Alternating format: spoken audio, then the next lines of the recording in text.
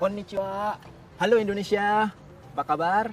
Nama saya Ren, perkenalkan hari ini saya akan memandu teman-teman mengenai kehidupan di Jepang dengan tema adalah pelajar di Jepang itu seperti apa kehidupannya. Nah, terutama di sini adalah kampus saya, Tokyo University of Foreign Studies. Nah, di kampus ini dibangun pada tahun 1949, di mana kampus ini adalah kampus yang paling bagus untuk belajar bahasa, untuk pelajaran kayak global studies dan sebagainya. Itu salah satunya kampus di Jepang yang paling bagus.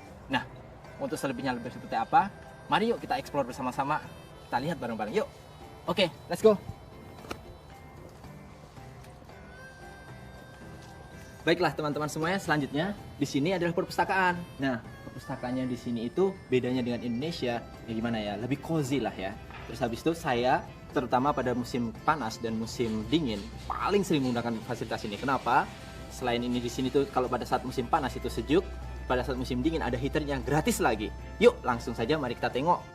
Di dalamnya sangat bersih dan tidak ada sampah berserakan sedikit pun. Dan tidak hanya buku yang tertata rapi, tapi ada juga ruang komputer. Tempat inilah salah satu tempat favorit saya. Kalau kecapean baca buku, seperti ini nih, bisa tidur. Tapi ini nggak boleh loh ya.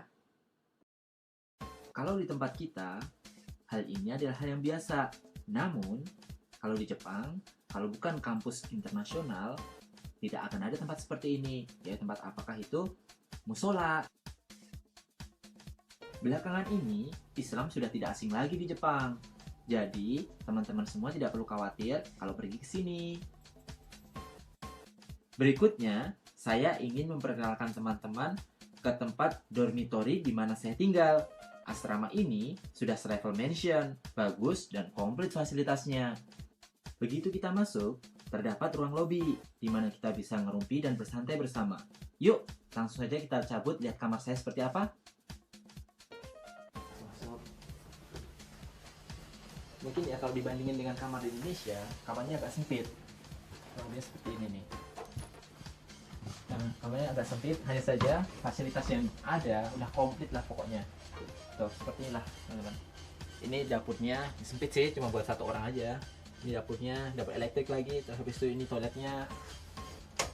Nah, seperti ini, jadi udah ada langsung apa namanya, ada shower sama itunya, bathtubnya. Terus habis itu ini tempat tidurnya. Nah, terus habis ini tempat belajar juga. Biasanya kalau aku belajar aku duduk di sini. Ini aku browsing kayak atau apa, kayak aku belajar seperti ini. Nah, habis itu kalau aku mau jemur pakaian, jemurnya di beranda. Ini di sini. Nah, ini beranda. Aduh, sorry ini ada kolor saya nih ternyata di sini. Aduh, malu nih. Ketahuan deh kalau ceroboh. Mulai datang ke Jepang itu saya suka ini nih. Nih. Jajang, nih. Shoyu. Nah, sama goma abura nih ya. Nah, kalau shoyu itu bahasa Indonesianya itu apa ya? Kecap asin lah ya. Jadi kalau di sini kecap itu nggak ada yang manis, adanya asin seperti ini. Tapi enak loh, jangan salah. Nah, terus ini juga ini goma abura, ini biasanya digunain makan salad dan sebagainya seperti itu. Ngomong-ngomong soal masak dan makanan, di kampus saya juga terdapat kafeteria yang trendy loh. Selain tempatnya yang bersih, juga terdapat berbagai macam makanan. Nah, spesialnya buat kita yang muslim, di kafeteria ini muslim friendly. Yaitu, selain menjual menu halal, juga tersedia tanda, jadi kita bisa menghindari salah pilih makanan. Oh iya, dan juga banyak cewek Jepang yang cantik juga pada ngumpul di sini loh. Jadi, sekali dayung belum terlampaui deh. Satu lagi, yang ingin saya perkenalkan adalah warung bento. Atau gampangnya, wartegnya Jepang kali ya. Jual bekal, hai, seperti ini, lihat. Namanya Sankichi. Nah, kalau tempat kita seperti warteg lah ya, istilahnya. Hanya saja, selain murah, enak dan ramah sekali orangnya. Biasalah orang Indonesia kan suka ngobrol kan ya. Oke, langsung aja yuk. Tentunya karena ini warung Jepang, menunya pakai bahasa Jepang. Tapi di warung ini juga tersedia menu bahasa Inggrisnya. Jadi teman-teman tidak perlu khawatir buat salah pilih. Ya, でもやっぱり私も6年前からもうずっとこのファンなんで大好きだったんですよ。もうしかももう本当に優しくて、たまにもうお金がない時にももうちゃんとサービスもらってるので、もう本当大好きです。もうとんでもないですよ。Nah, Untuk rasanya seperti apa? Teman saya. Ini yang paling enak. Ini namanya yakiniku sapi. Wah, enaknya. Saya udah lapar sekali. Pagi saya nggak makan nih. Yuk kita makan yuk. Bismillahirrahmanirrahim. Kita terus.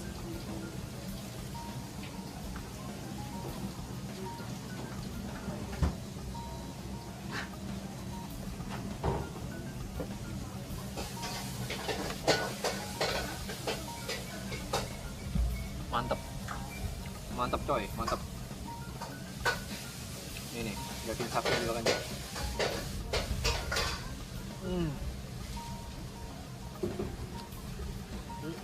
Benar.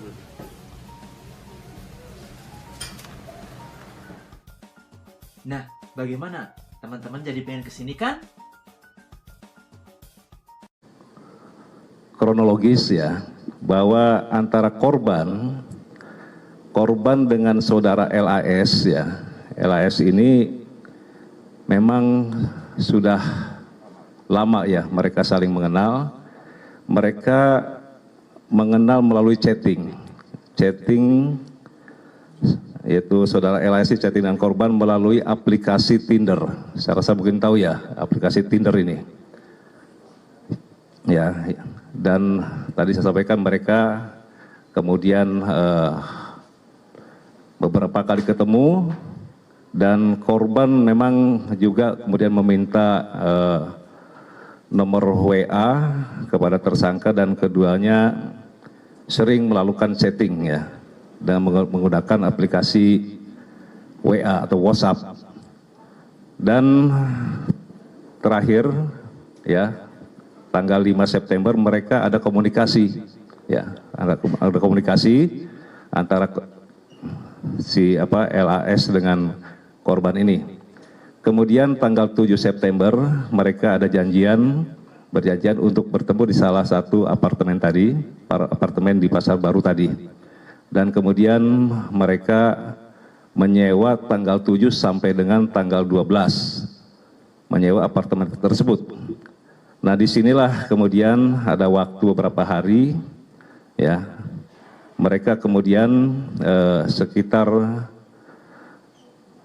tanggal 9 ya, 9 September mereka masuk ke apartemen tersebut. Dan sebelum tanggal 9 ini rupanya antar saudara LAS dengan saudara DAF. DAF ini bisa dikatakan merupakan pacarnya LAS juga. Ya, tersangka DAF dengan LAS ini ada hubungan bisa mungkin hubungan bahwa mereka merupakan pacar daripada LAS. Nah, disitulah mereka merencanakan untuk menghabisi korban, ya, saudara RHW tadi. Ya, tanggal 9 masuk, rupanya DAF ini sudah mendahului masuk ke apartemen tersebut. DAF ini mereka kemudian bersembunyi di kamar mandi. Nah, kedatangan korban dengan saudara LAS itu awalnya sempat mereka berbincang kemudian berhubungan ya. Nah, ketika berhubungan itulah kemudian DAF keluar. Jadi mereka sudah menyiapkan batu bata langsung dipukulkan ke kepalanya itu sebanyak 3 kali. 3 kali dipukul, kemudian dia melakukan penusukan terhadap korban itu sebanyak 7 kali, sehingga korban meninggal dunia. Nah, mereka kebingungan mau diapakan korban ini. Ya, kalau mereka bawa mungkin dalam kondisi masih meninggal tidak kesulitan. Kemudian mereka berdua turun. Tapi sebelumnya si korban ini digeser ke kamar mandi untuk supaya tidak terlalu kelihatan mungkin kalau ada orang yang melihat. Kemudian mereka membeli golok dan gergaji ya. Membeli golok dan gergaji, setelah mendapatkan mereka kemudian kembali ke apartemen tersebut dan melakukan mutilasi. Ya, ini salah suatu perbuatan yang sangat keji ya. memutilasi menjadi 11 bagian. Dan bagian-bagian tubuh itu dimasukkan ke tas kresek. Kemudian dimasukkan ke 2 koper dan 1 ransel. Ini yang dilakukan oleh mereka. Ya. 2 ransel dan 1 kresek. Nah, setelah itu mereka juga, saya lupa tadi menyampaikan, mereka juga membeli spray baru, ya. Spray baru dan cat warna putih untuk mengecat bercak-bercak darah yang ada di tembok itu. Nah, setelah, karena mereka waktu masih ada kejadian tanggal 9, ya, mereka menyewa sampai tanggal 12, ya. Nah, ini kemudian mereka memindahkan, ya, koper tadi yang berisi korban ini ke sebuah apartemen, ya, apartemen di Kalibata, ya. Ya, setelah itu mereka ke apartemen di Kalibata di lantai 16. Nah, di sanalah kemudian mereka menyimpan korban tersebut.